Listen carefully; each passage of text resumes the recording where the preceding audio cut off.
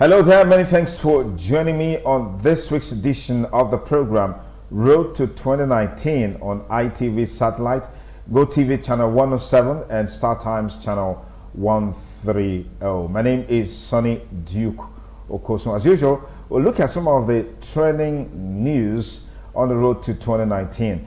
The Independent National Electoral Commission says the 23 newly registered political parties will not be allowed to participate in the September 22, 2018 governorship election in Osun State as a deadline for submission of candidates has passed.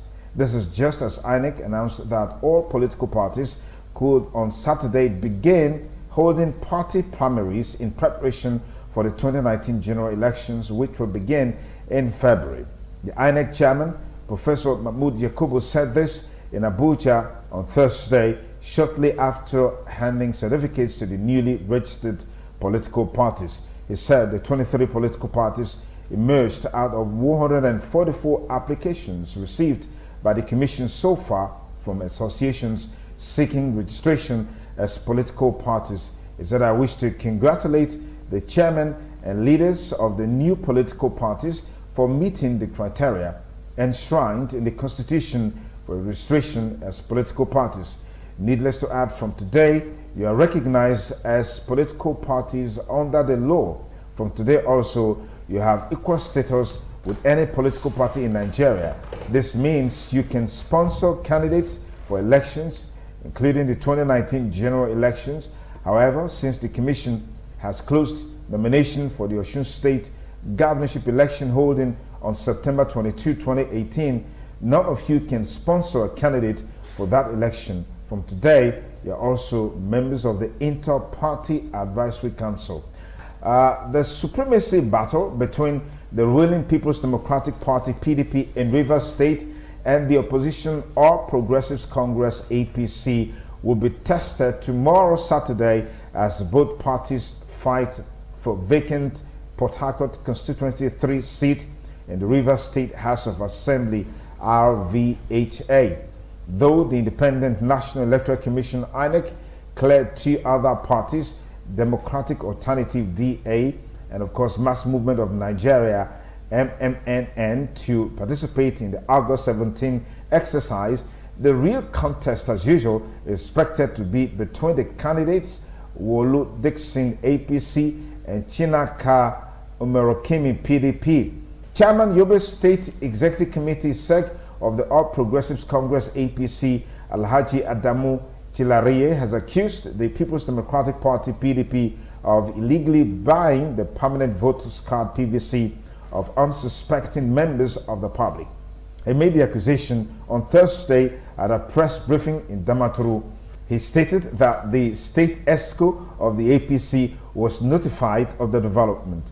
The PDP political office holders in Yobe Zone B have been using surrogates to purchase voter cards within Patiskum town at the cost of 5,000 naira per PVC, he alleged. Well, that's all we'll look at in some of the trending stories in the build-up to the 2019 general elections. And now let's come back to the nitty-gritty of today's business. I'm joined by two erudite analysts. I'd like to thank very specially Reverend Ulu Martins. Reverend Ulu Martins, many thanks for joining us on the program. Thank you for having me. I also have with us in the studio Barrister Cosmos Irabo. He's a legal practitioner and also a politician. Barrister Cosmos Irabo, many thanks for joining us. Thank you so much.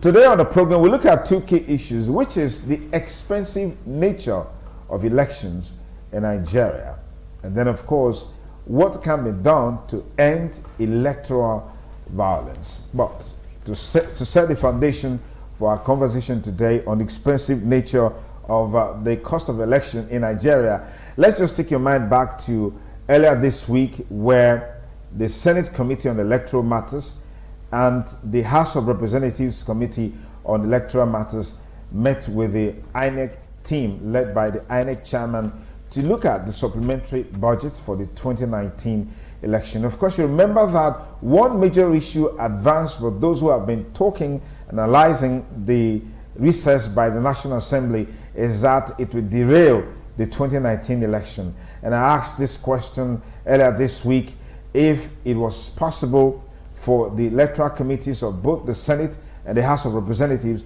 to meet the INEC team to look at the nitty-gritty of the supplementary budget.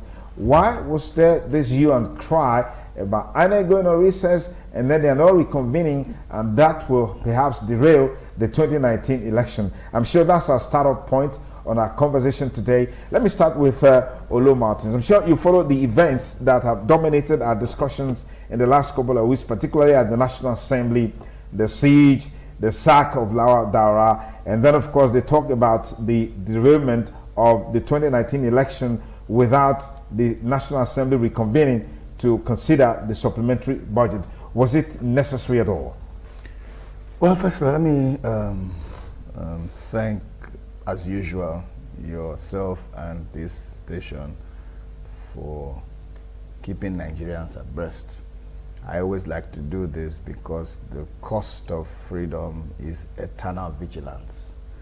And the ruling class, as we like to put them, can carry on whatever they're doing with reckless abandonment when the populace are not informed. But once the populace become informed, the extent to which they can become reckless is limited. A whole lot of things would have gone on if not for the hue and cry, or if not for the public opprobrium that attracted government's action.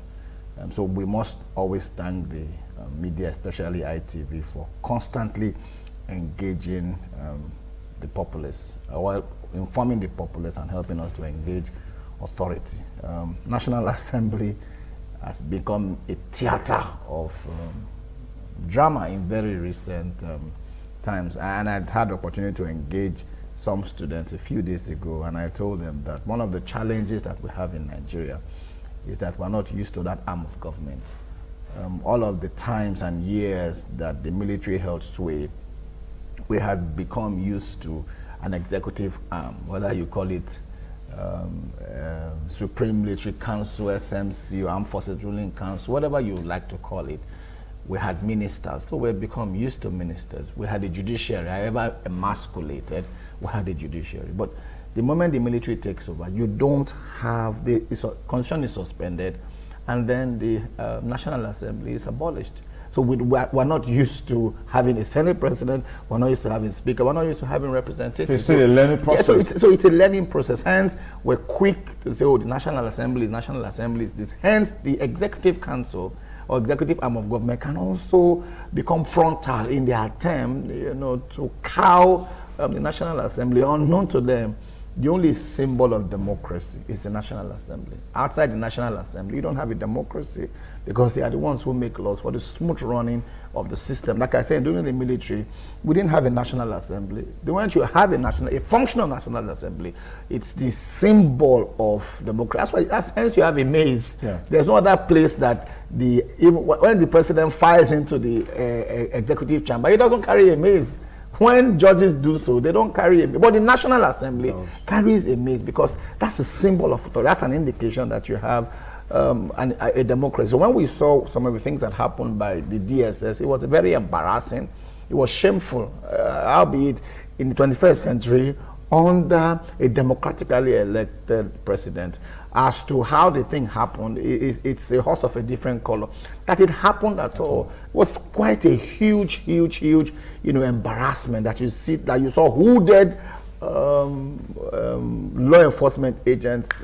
For me, it was we didn't even see much of that during the military, much less in the in this 21st century. And so the fact that Daura fell by that singular action, whether he took the fall as the fall guy, but is that we have said that there must be consequences for every action. Once there are consequences, everybody, it serves as a deterrent to everybody. Look at what now the IG of police, who had appeared defiant to the rule, to the instructions as issued by the CNC himself, is now doing everything to restructure the SARS. Yes, the SARS. Yeah. Immediately, Daura went all of the guys who held siege at the Benue House of Assembly, by the next day, all of the police officers, they left Benue House of Assembly, all right? Because judgment against an evil act is not executed speedily, the heart of man is set to do evil. And so, subsequently, and the National Assembly, the leadership of National Assembly,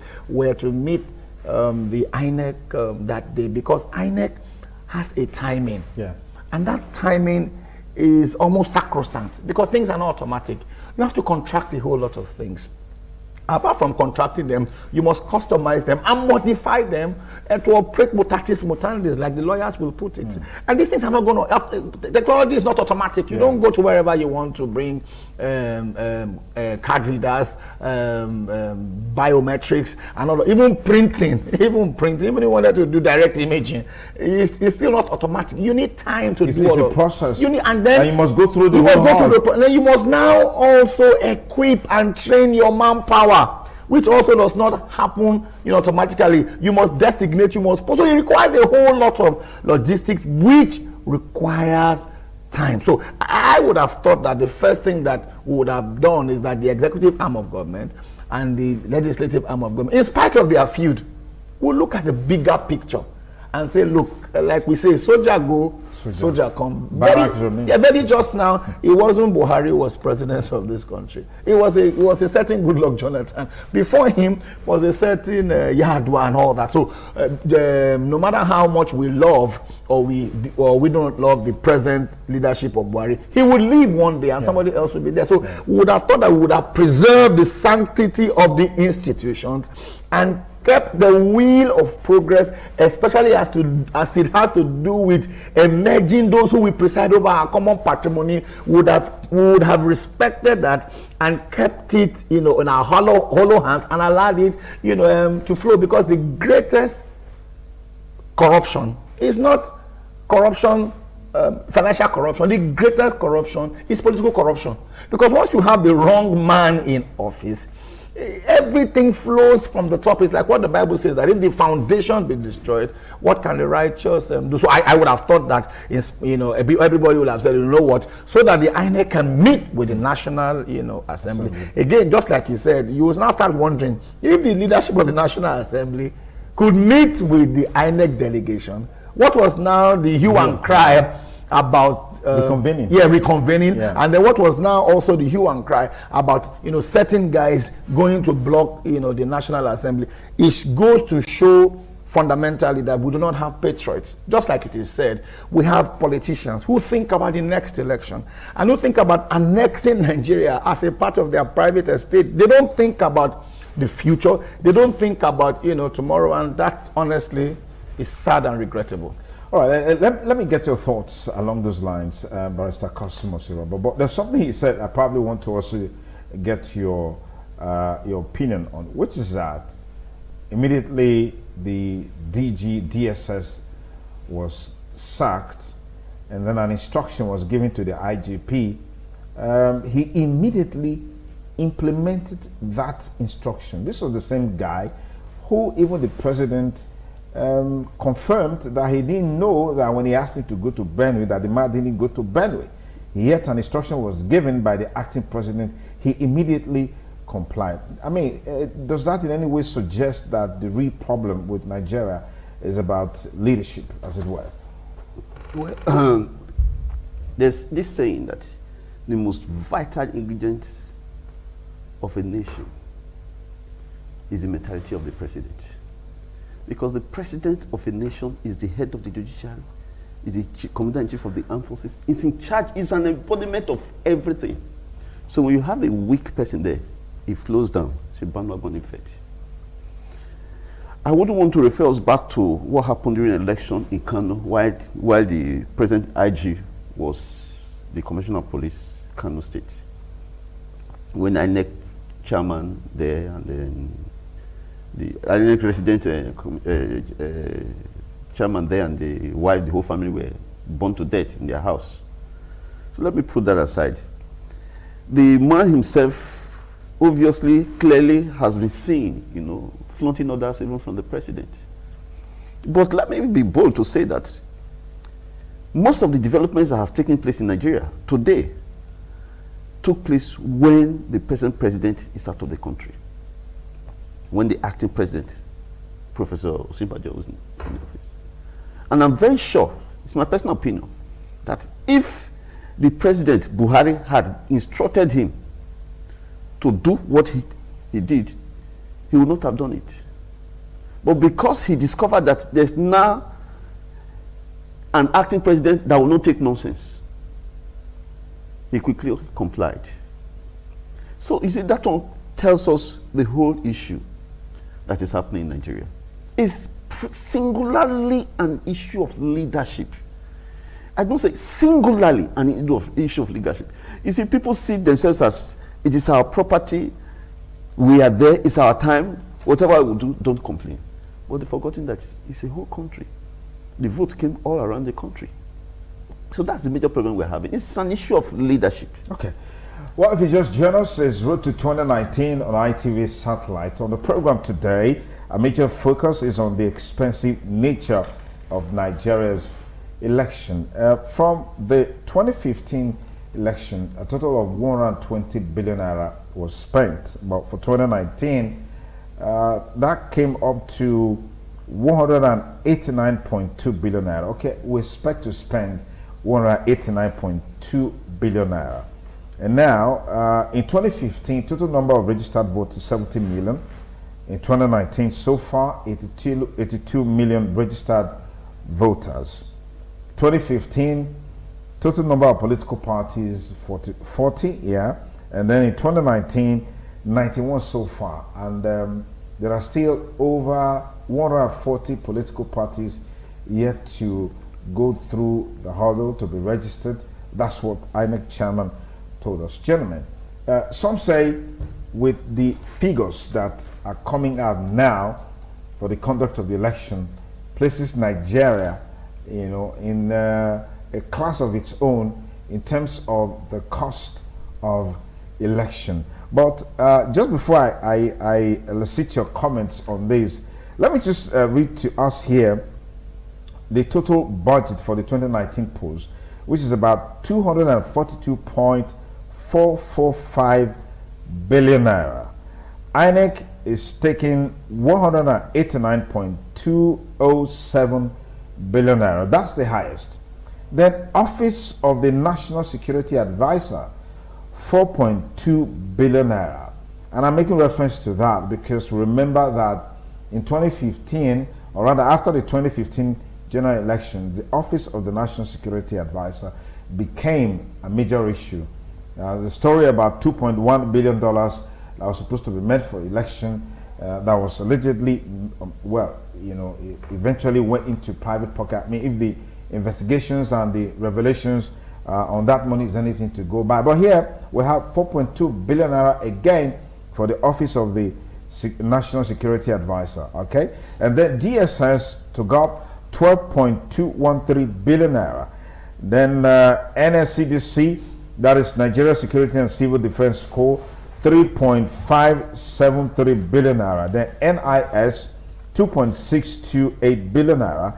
And then the police will get 30.541 billion naira. And then if you look at the breakdown of the police, you have things like police dogs, feeding and stuff like that are subheads that will gap money.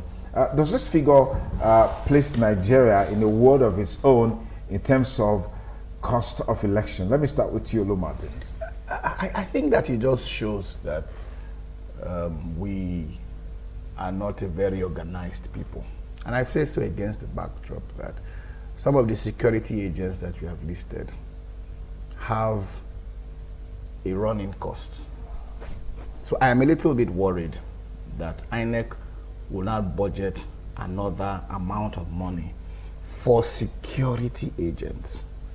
When a time was, INEC said we're ready for an election. And security agents said, we're not ready for the election. And INEC said there's nothing that we can do. So what it means is that INEC is saying that the activities of INEC are mutually exclusive with the activities of security. What I expected was that INEC would say, this is what is required for logistics to run an election. There is a budget for police. And this election we're talking about, it's not an afterthought. No. We didn't wake up to say, oh, there's an election next year. we know the terminal date of an administration. We know that by May 27th, there would be handing over. We know the provisions of the electoral law that by XYZ number of months, the activities of an election should start. We also know that by the electoral law, somebody ought to have been elected into office a number of days before the swearing in. So these are already statutory arrangements. So one would have thought that when the ministries were submitting their budgets, the IG defended, not too long ago, defended a budget at the National Assembly. Are you saying that part of what the IG defended, the roles of the police during the election was not included? Ditto for the National Security, office. Ditto for the Nigerian Intelligence Service and the DSS.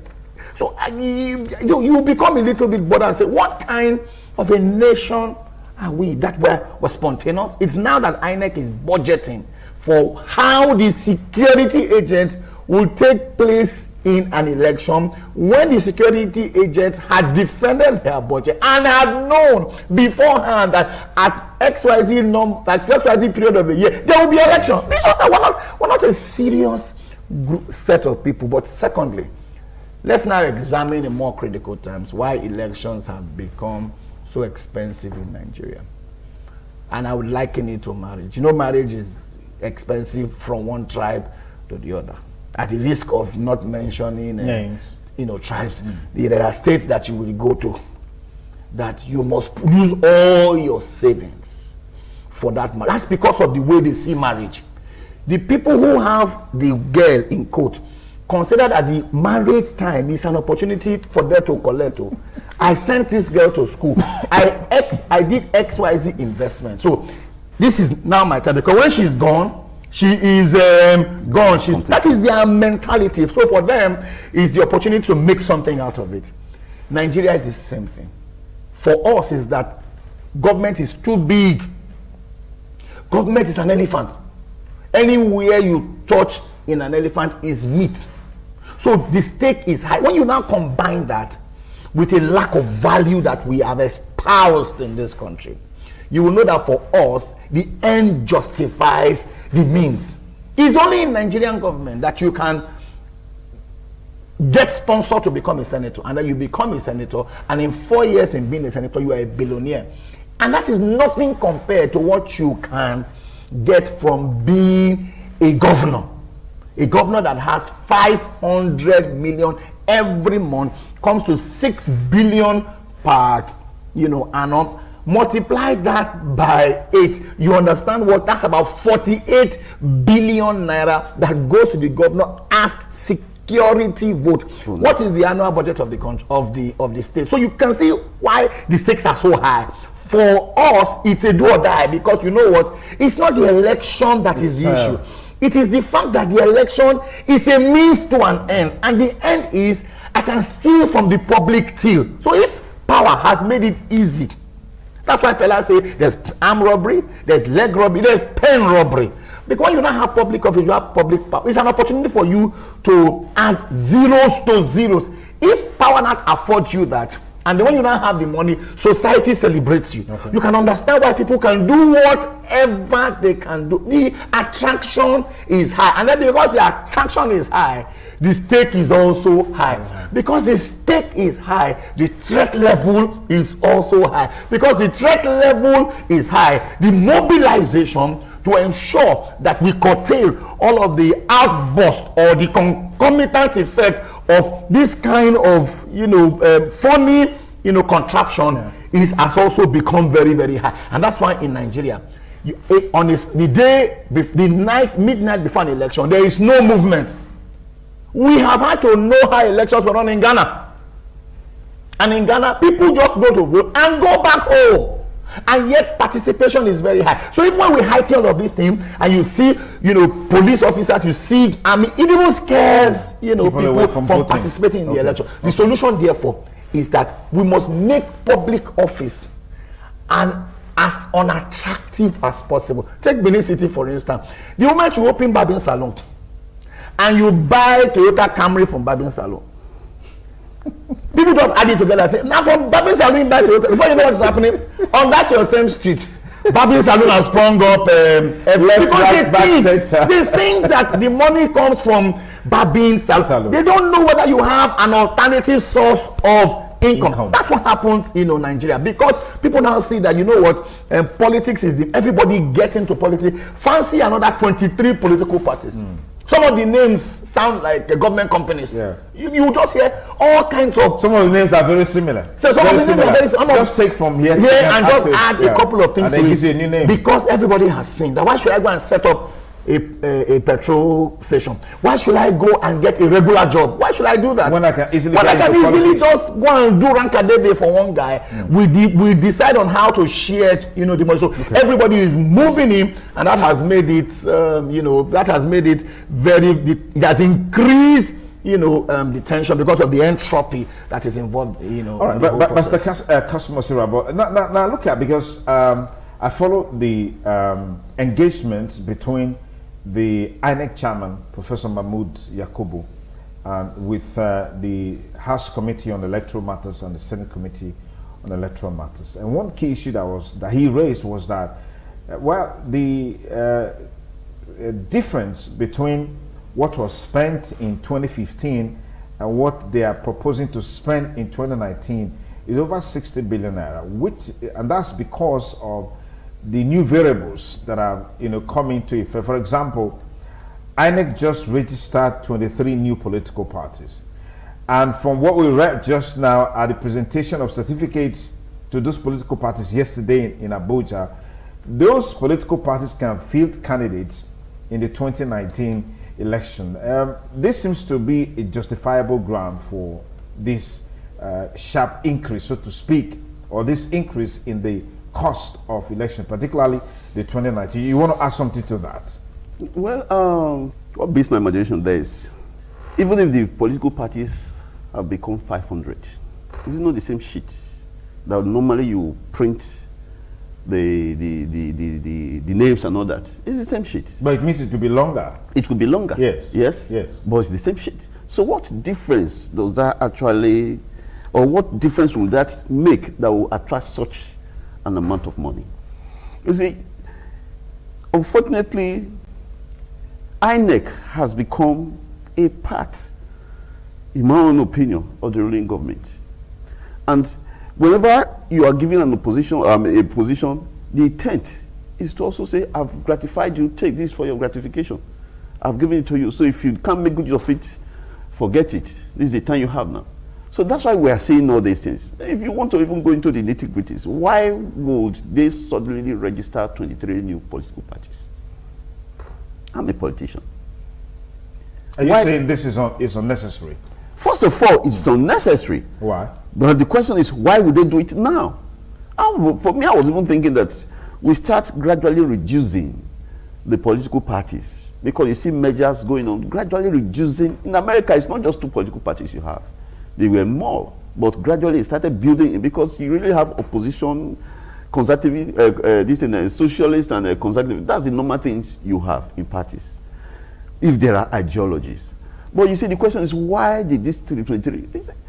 Because if you watch the political terrain carefully, after all the drama we saw, or we are still seeing in the Senate and all, defection and all that, a particular group felt we're in charge now. And if this party B, so to say, is beginning to have a coalition with other parties, what we should do is let us meet some people, discuss with them, register their parties, bring them to our side. That's just the primary reason why you are having all this. It's not as if these people had not applied long ago. It's not as if that INEC don't know that if you approve the registration now, it's going to affect the money. But something was done for something to take place. And these are the little things. Somebody asked myself, like what Olumanti said, he said, in Nigeria today, if you open a barbing salon, yeah, and then you drive a cab, people will go and open. I will even go to say that if you gather excreta, you understand?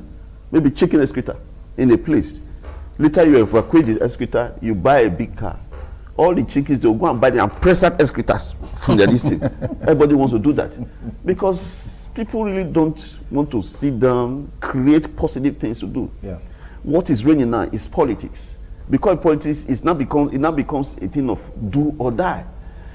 That's why you see fights and all those ones going on everywhere.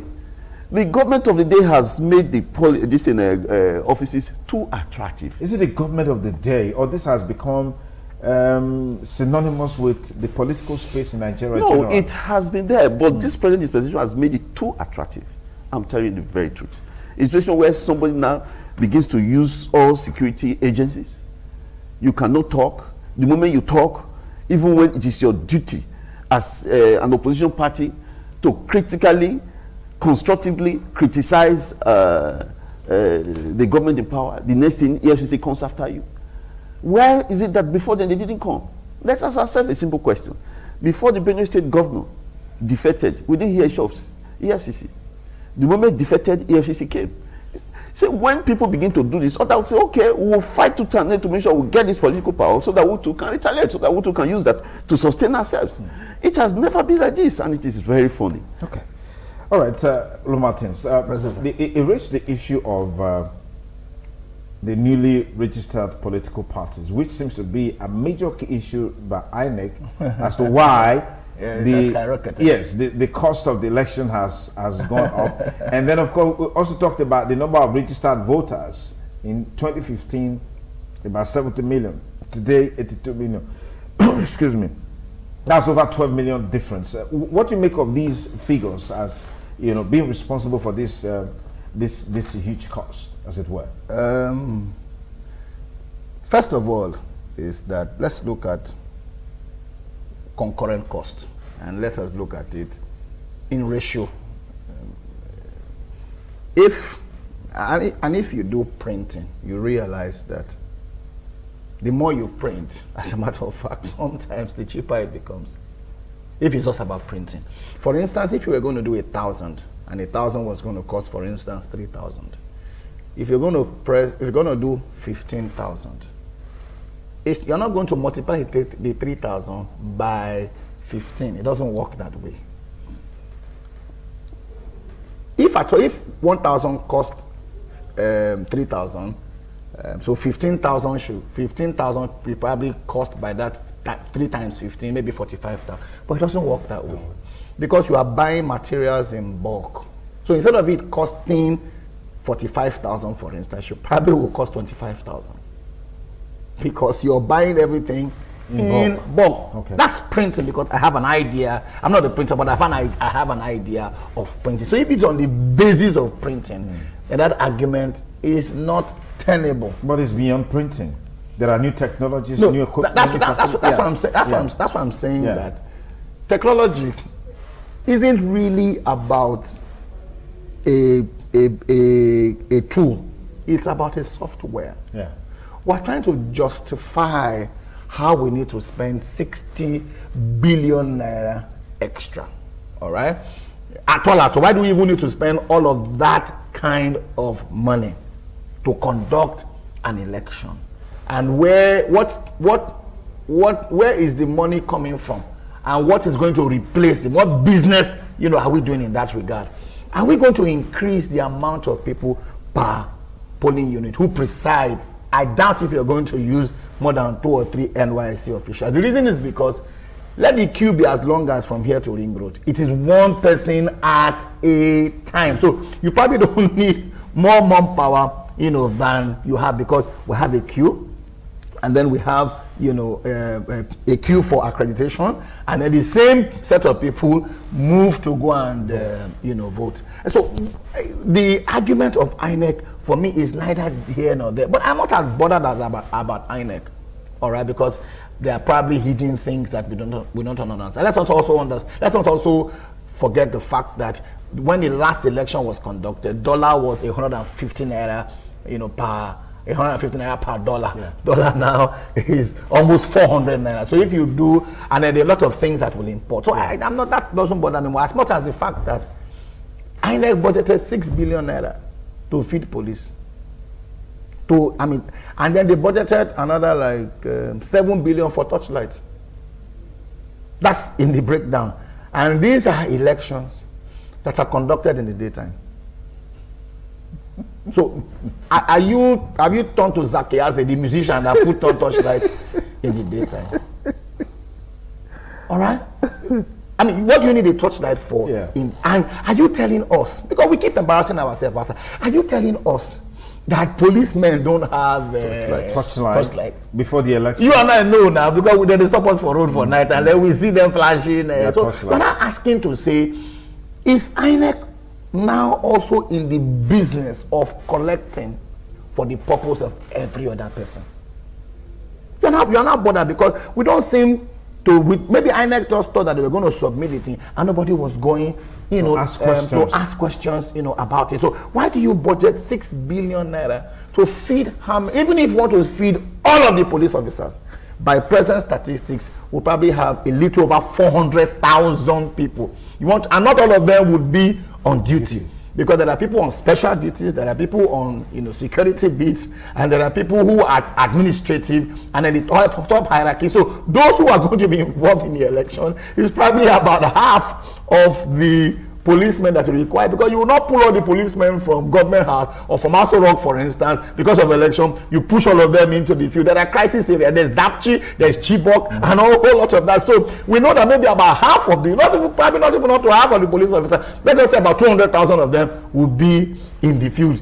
If you use 6 billion to feed about 200,000 people, except with designer rice they are eating, maybe it's Mont Blanc stew that you want to cook for them. All right? Because these people already have their duty. It's like you have an outstation. There is perhaps an amount designated for outstation. All right? That is the statutory amount. Yeah. And then you now come and then you say, okay, because you're going to be out for 3-4 days, you are now asking to say you should be giving a particular by the detail of your job. Yeah. There's something required. If ITV must cover something in ECPOMA, it's different from covering something in Siloco, because you have calculated that ECPOMA will require certain logistics, but it's a regular thing. So now, and that is what police does on his own, whether there's election or not. So the police must do his work. Yeah. This morning around my area, there was some threat, around my house, and police moved in. So police must secure life and property, whether there's election or not. Election is just an extra duty. So to ask that you want to use 6 billion to feed about 200,000 police officers that will be doing, quote and unquote, their normal job of forestalling breakdown of law and order, leaves one for much to be desired as to the intention of this particular INEC, not to do something about the process, but you are now looking at the financial propriety of the leadership of this INEC.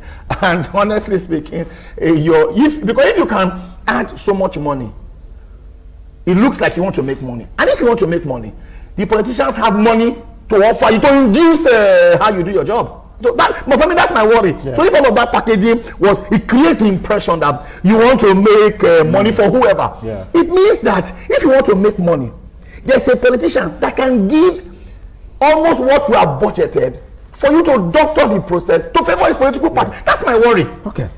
If you just join us, it's Road to 2019 on ITV Satellite, channel 107, Go TV, and channel 130 on Star Times. You can also follow us live on our website at www.itvradionnigeria.com/live. We'll take a short break.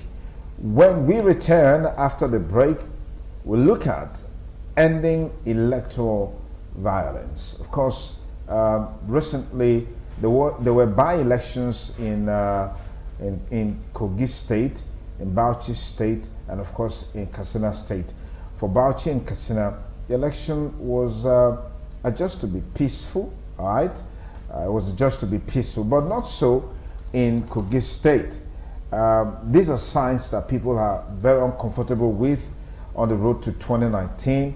And of course, we know that there have been serious concern about people snatching ballot boxes, people being killed or being injured in the process. We'll talk about that and lots more when we return after this short break.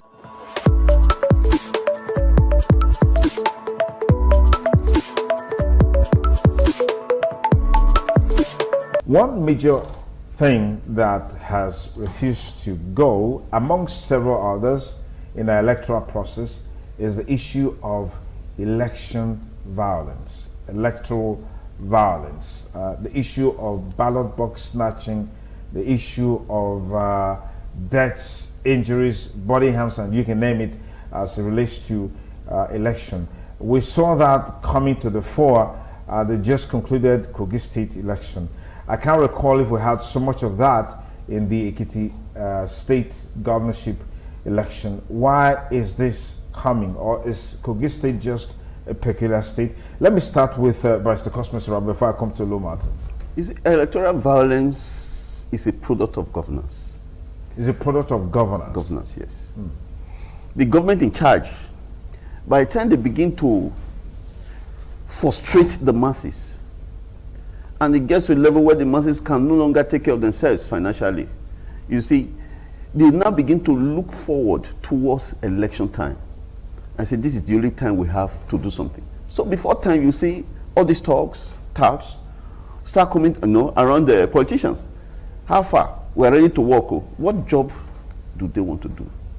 Are they the voters? How come some people were moved from, like we learned, from Edo State to, what do you call this place? Ekiti, during the last election. Are they registered voters there? So these are the issues. Oh, well, these were just mere allegations. Mere allegations. Yeah. I saw pictures and all that. Yeah. Are they voters there? So, like I always say, the office have become too interesting, too fanciful. So people do anything. But isn't the office not supposed? Is the office not supposed to be attractive? It's an exalted office. Isn't it supposed to be attractive, fanciful, appealing, as it were? Because it's an exalted office. No, you see, as a governor, for instance, yes, you are a servant. I remember, though I was very young, when Jeremiah Useni came to Bende State then, he said, if you want to become a commissioner, apply, I will take you. So many people applied. He sat them down. I told them, if you are a commissioner, these are the don'ts. These are the do's. So many of them came back. So they are no longer interested. Those who stayed were those who were ready to work and serve. But in Nigeria today, instead of democracy progressing, unfortunately, it's retrogressing. So with that, violence will never stop. A situation where people will go somewhere to somebody's house, bring him down, lie him down, and flog him. A situation where a whole deputy governor was alleged to have been, assaulted, even his aide shot, and the sitting governor come and tell you that is nonsense, nothing like that ever happened. How do you expect it to stop? A situation where a non-tout was alleged to have used a bottle of water to throw it at a sitting deputy governor, and nothing happened. And these same people are coming to celebrate being billionaires and all. You see, how do you expect it to stop? Unfortunately, people who are supposed to be in universities these days, they are withdrawing from universities to become professional touts. And what are the duties of touts? What are the duties of thugs? Violence. Because it is now more profiting to become a thug, a tout. It's now more profiting to be violent, to be somebody who implements violence. But we're not in any way encouraging that. No, we are not. Yeah, that's why I want to anchor on the point that it is a product of bad governance.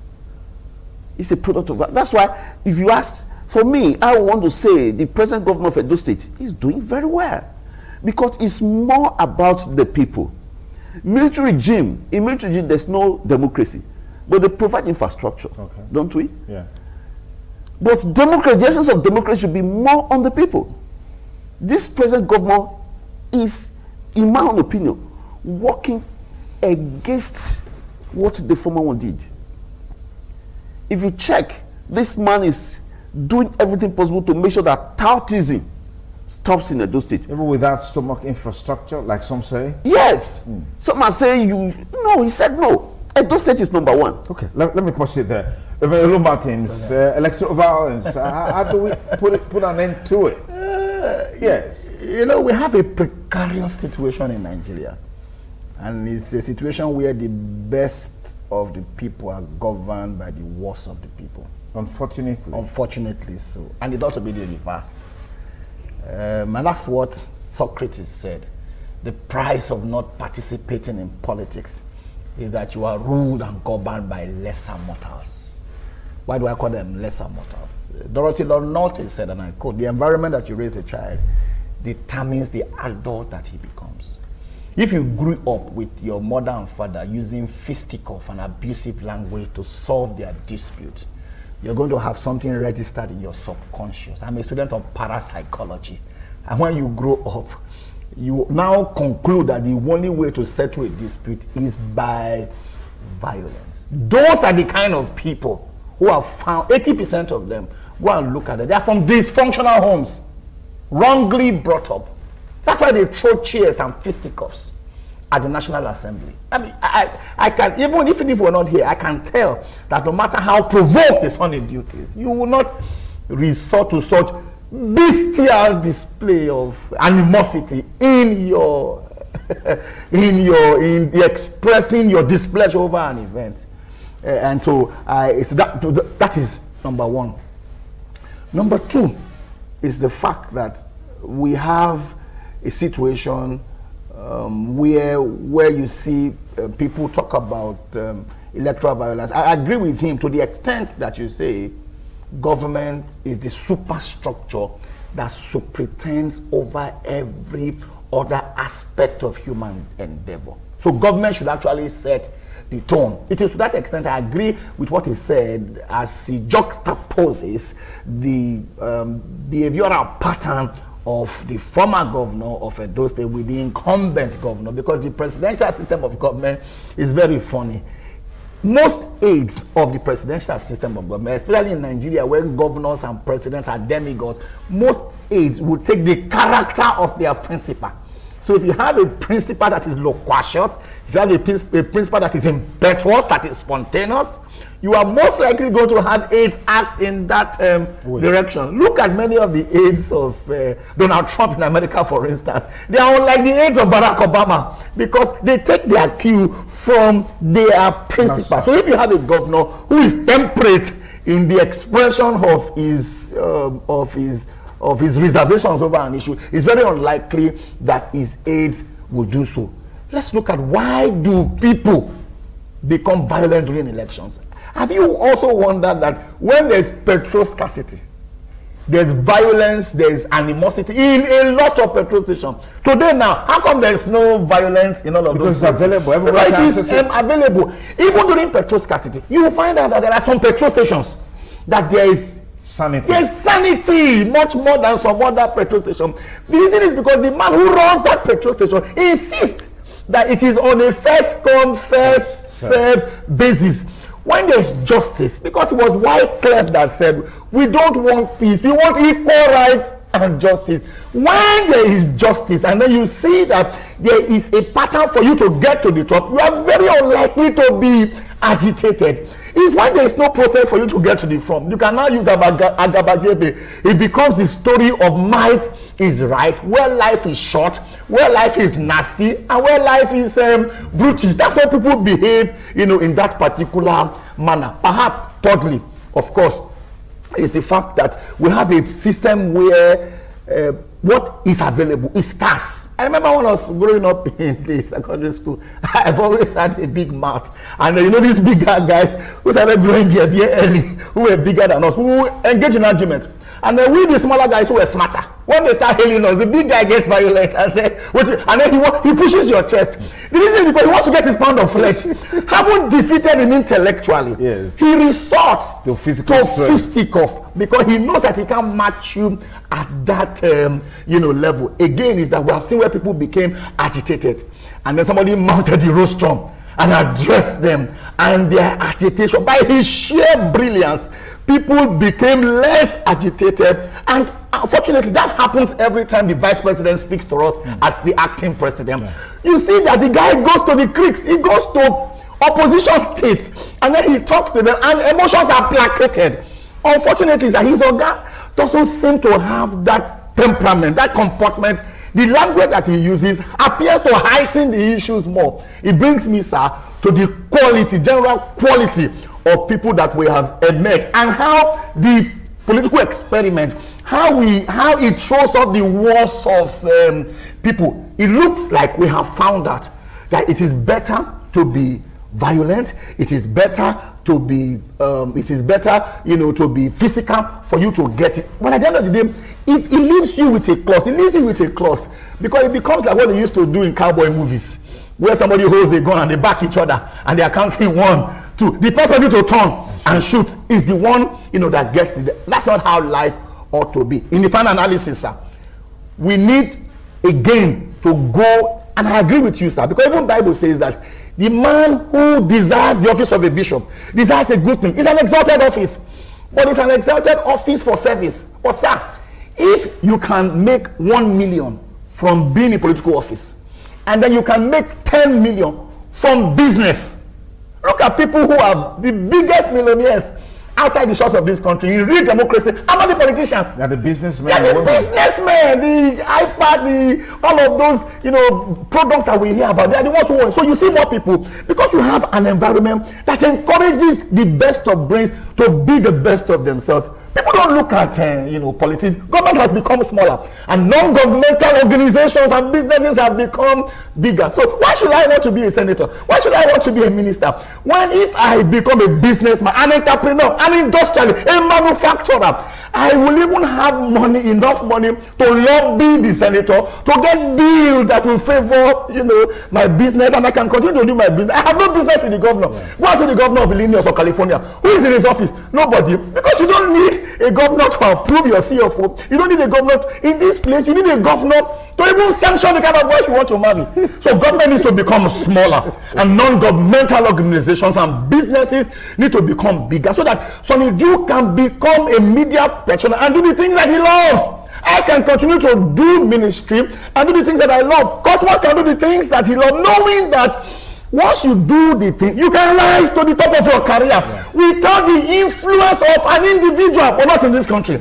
You need to know somebody that knows somebody that knows somebody before you become a permanent secretary. So if the person that knows somebody that you need to know is now somebody who says, go and steal ballot box, and your desire is to be permanent secretary, you understand that that's already we are already precipitating violence by the kind of skewed system that we already run.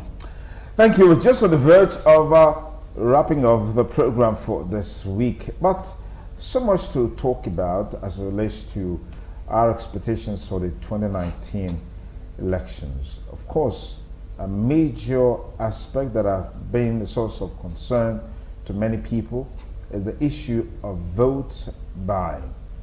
For some, this has gone to another dimension. It used to be in a small amount of money. They call it transport allowance to party supporters to go to polling centers to cast their votes and then go back home. But that has gone into a new dimension, a new level, where there is outright vote buying.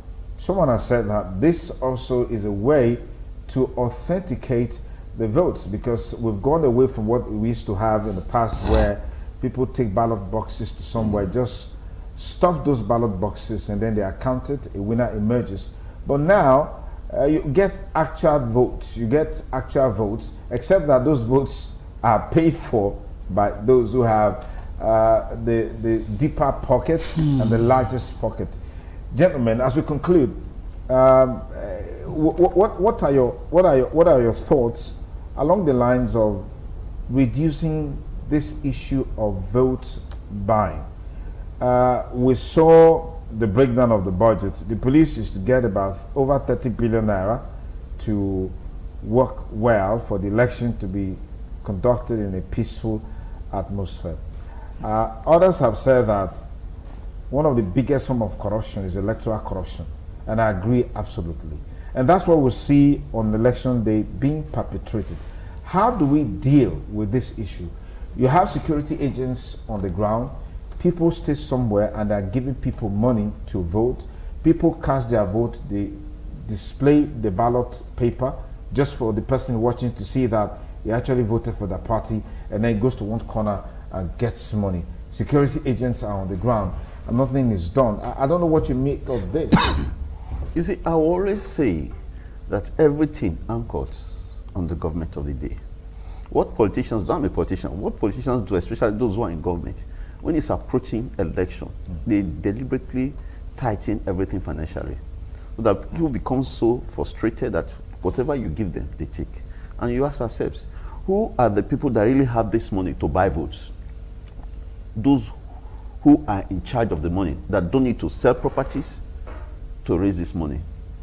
Another question we'll ask ourselves, how come this thing is going on and the security agents are there not doing anything? Because those who are in government have instructed the security agents to keep their eyes off whatever is going on. Maybe that's not what they were sent there to do or something. No, yeah, because I'm going there. Okay. I have a police officer who is a friend, and he lamentably told me that in so place, so person or so party actually won. But they saw them when they were changing figures. He said in his pains, he called his organ, he said, look at what is happening. The organ said, you were asked to go and observe. This time, observe. And not to become a politician or interfere in whatever is going on. So he kept quiet. The security agents, operate a structure from up. Once the up person, who of course is appointed by the government of the day, gives instruction, everybody carry. That's why one of the programs I heard somebody said, if people are buying votes, why not call the security agents? We laughed. You see, when things are glaring for everybody to see and we are pretending about it, you see, what Nigerians don't know that if you institute something today, tomorrow you might not be the person there. Yeah. When Yaradua, a former PDP president, came into this country, he said he wants to challenge his election. Unfortunately, that man didn't last long. Those are the kind of people we want. If such a person is the person who is the president today, you think things like that will be going on? It will begin to reduce, not increase. Okay. Okay, Reverend Luke Martins, final thoughts as we call it wrap, particularly on this vote by. Final thoughts. Yes, sir. Yeah. Who are those whose votes are bought? If you look at it, if anything that we see on social media, especially with regards to what transpired recently in Ekiti State, is anything to go by, it is clear that this is the hoi polloi, the ragtag and bobtails, the proletariat, the farmers, the peasants, who, first of all, two things. Apart from the money, they also do not have the political education and audience. They are ignorant. And if those amount of people can change the figures, it also shows that those of us who are educated, who go to school, don't take political exercise as serious as those ones. Because otherwise, even if you give them money, those of us who do not collect, they should be able to upturn the votes of those that collect. Yeah. But many of us, we are too psychedelic, we are too clean, so we just go vote and say, I beg, you don't collect, yes, but you don't also stay to deter those that who want to collect the whole thing. So you allow those guys who don't know their left from their right to participate in what is called vote buying. And again, I agree with you that now we don't see ballot box as much as, because it wouldn't matter if you snatch ballot box. The ballot box for this unit is not the same ballot box for that unit. Yeah. The ballot paper for this unit is not the same ballot paper for that unit or for that ward. Everything has been designated, so there's no point in snatching it. People now want to influence how the votes enter into the ballot box. There are two ways to do it, sir. If I will do that very quickly. The first one is perhaps by legislation, but the more important one is by orientation. Okay, let me because if people can use most of our platforms, the churches, the mosques, to educate and enlighten our people, I'm sure we'll have a better outcome. Thank you, gentlemen, for your time on the road to 2019. Reverend Luke Martins, many thanks for coming. Thank you for having me. Cosmos Ibaba, many thanks for coming. Thank you so much. That's it on our show for this week, Road to 2019. Be sure to join us next week, Friday, when we shall bring you a fresh edition of the show. Till then, stay blessed and bye for now.